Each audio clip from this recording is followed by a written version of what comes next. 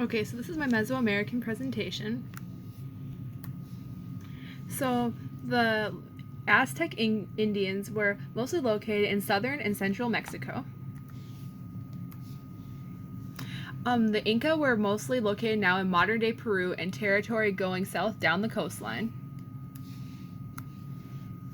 The Mayans were located in the southeastern parts of Mexico and then northern Central America.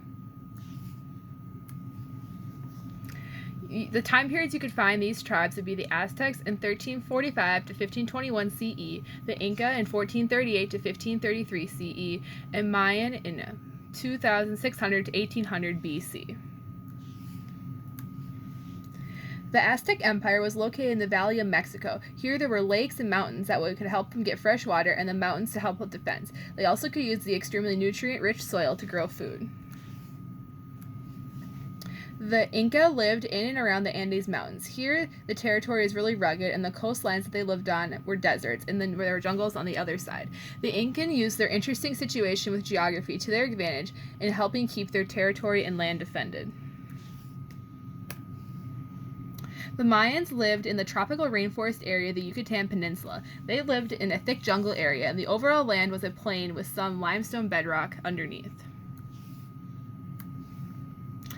The Aztec had a strict social class system with nobles on the top, followed by commoners and then slaves. The noble class consisted of priests and military and government officials. The commoners were farmers, merchants, and artisans. The slaves or serf population did not own any land and were generally being punished for a crime. The official names the Aztec used for these nobles were Piplin, commoners, Machilin, and then serfs or slaves. Men were generally in charge of collecting food and fighting in wars. They were held to a very high account in Aztec society and had to do jobs that required more labor. The women generally did the household chores. They took care of the children, cooked and repaired, made crafts and clothing. The rituals that the Aztec did had religious meaning to honor the gods. Not all the rituals required human sacrifice, although some did. Some just required the priest to cut himself and use a small amount of his own blood. One specific ceremony they did was every 52 years, when their two calendars that they had aligned, they would celebrate by sacrificing a man by removing his heart and then lighting his chest on fire. During this time, people would get new household utensils and clothes to symbolize a fresh start. The main jobs that an Aztec person may have done could have been a farmer, merchant, priest, craftsman, or nobleman. There were four social classes that the Incan used. The first was royalty, and then nobles, followed by alias, and then lastly prisoners. The royals and nobles were the most highly educated, and the alias were just the common people. Men worked in the fields, but also to help maintain the area that they lived in, like fixing buildings and roads. The Inca valued both men and women, held them to very high parallel standards, although they did not generally work together. The women generally got married at a young age to an older man, and then they started doing the hard work of cooking, cleaning, and working with the kids. They also would help in the fields. The Incans praised many gods, and their main one was the sun god Inti. They held many festivals throughout the year to honor him. In the festivals, they would sing, dance, eat, and perform human sacrifices. Some rituals and ceremonies even required cannibalistic behaviors to honor the gods. Some jobs a person might have had would have been a fisherman, craftsman, farmer, warrior, herders, or priests.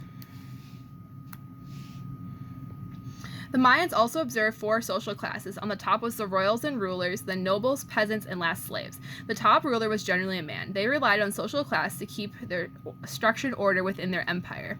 The men were required to serve in the military. They would work in the fields and to help grow food. The women had to help prepare their husbands for battle. It was also their job to perform domestic home duties like cooking and cleaning and caring for the kids and textile making. The women had a large role in religious rituals and learned from a young age how to take part.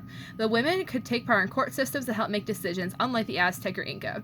The Mayans performed various rituals and ceremonies to honor the gods and celebrated different events over times of the year.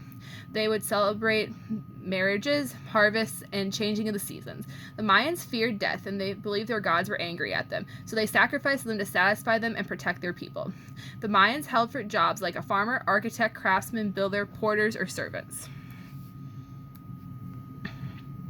The Aztecs had many great achievements in their prominent times. The Aztecs were skillful engineers and built a double aqueduct at the city of Chichen Itza so it could have fresh water. They were able to build and maintain for some time one of the most powerful empires in Mesoamerica. They were able to help make the technique of floating gardens or chimpanas better and help make them thrive. They're also the first to provide universal education to their kids. Some of the greatest achievements of the Inca include having some of the best stonework techniques for any ancient civilization. They had a great hydraulic and civil engineering knowledge that they used to build canals, fountains, and drainage systems. In the very tough terrain, they were able to build an elaborate road system to connect different villages and towns. The Incan also invented the rope suspension bridge. Machu Picchu is one of their huge, impressive construction feats. Lastly, they perfected the art of terrace farming, which they used to help grow food. Some of the Mayan achievements include being far ahead of their time for the understanding of math. They were great astronomers and had a great understanding of the solar system and used it to explain scenarios around them. They also invented the complex calendar. They made lifted limestone roads called sacabs. They also invented a full, complete writing system that they figured out how to make rubber and used it in various ways. When the Aztec Empire started to decline, it was for several reasons, some of which were disease, the Spanish conquest, and sacrifices. When the Spanish arrived in the area, they brought diseases that the Aztec people's immune systems had never seen before, and the main disease that was extremely lethal to the Aztec was smallpox. It is thought that 25% of the Aztec population died of smallpox. Next, since the Aztec believed they needed to satisfy their gods, they did a lot of human sacrifices. With an already weakening population, the more sacrifices they did put more stress on it. The Aztec is thought to have killed over thousands of people through sacrifices for their gods. Lastly, the Spanish conquest had a huge impact on the decline of the Aztec. A conquistador by the name of Cortez and Younger captured the capital city of Chichen Itza in August of 1521. Disease is also a large reason that the Incan Empire started to decline. When the Spanish came, they brought smallpox, influenza, typhus, measles, and a lot of other diseases. Like the Aztec, their immune systems struggled to fight these diseases off and it weakened the population. They could not work the fields enough, and the food production went down. Civil war also broke out. When Sapa Inca Huayna Capac and his eldest son, Nino Cayochi, died of smallpox and they had not revealed a successor to anyone, so the people started fighting amongst themselves for power. The Spanish conquest also affected the Incan. In 1532, the city of Calojamara was taken over by 67 cavalrymen and 110 army men. They took the city quickly, killing most to all the people inside. The decline of the Mayan Empire is thought to have been somewhat of a mystery, but some of the ideas on how it could have happened was first be military conflict with neighboring towns or outsiders, similar to the Aztec and Inca. Another reason could have been drought or another natural disaster that caused crops not to grow like they should have, and limiting the food supply. Political instability could have also contributed to this. Most likely it was a mixture of all these factors that caused the empire to ultimately collapse in the end. So for the Mesoamerican ball game, this game is very similar to a combination of present-day soccer and basketball. The idea of the game is to get the ball through a stone hoop. The only body parts that could be used were your elbows, hips, head, and legs. You did not want the ball to touch the ground, so people would often dive onto the ground to avoid this. The teams consisted of 2 to 3 at each, with only males being allowed to play.